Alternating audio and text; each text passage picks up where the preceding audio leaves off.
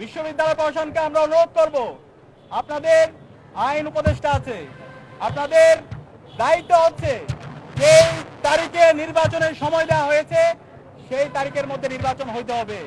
সেই তারিখের মধ্যে নির্বাচন না হলে এই ঢাকা বিশ্ববিদ্যালয়ের জুলাই শিক্ষার্থীরা যেভাবে নেমে এসেছিল সেভাবে সারা দেশের মুক্তিকামী মানুষের রাস্তায় নেমে পড়বে।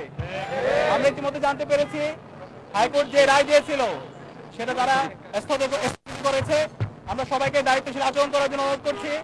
ডাকসু উপলক্ষে যে উৎসব বিরাজ করছে সে উৎসব যেন আরো ভালোভাবে ছড়িয়ে দিতে পারি এবং এই বিষয়ে যেন আমরা দায়িত্বশীল আচরণ করতে পারি সেই উদাত্ত আহ্বান সবার প্রতি রাখছি। সবাইকে অসংখ্য ধন্যবাদ। সম্মানিত সাংবাদিক,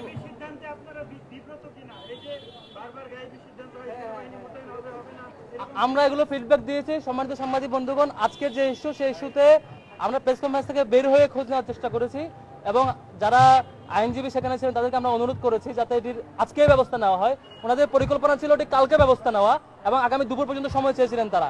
আমরা অনুরোধ করেছি ক্যাম্পাসের শিক্ষার্থীদেরকে অস্থিতিশীল করার যে ষড়যন্ত্র সেটি আমরা ঠেকাবো এবং এখন যে ফিডব্যাক সেটি হচ্ছে হাইকোর্টের আদেশ স্থগিত করেছে মাননীয় চেম্বার জজ আদালত, যে কারণে ডাকসু 9 সেপ্টেম্বর হবে ইনশাল্লাহ। সুতরাং আপনাদেরকে ধন্যবাদ জানাচ্ছি এবং শিক্ষার্থীরা শান্ত থাকবেন ইনশাল্লাহ। ডাকসু 9 তারিখে হচ্ছে। অসংখ্য ধন্যবাদ সবাইকে। Thank you.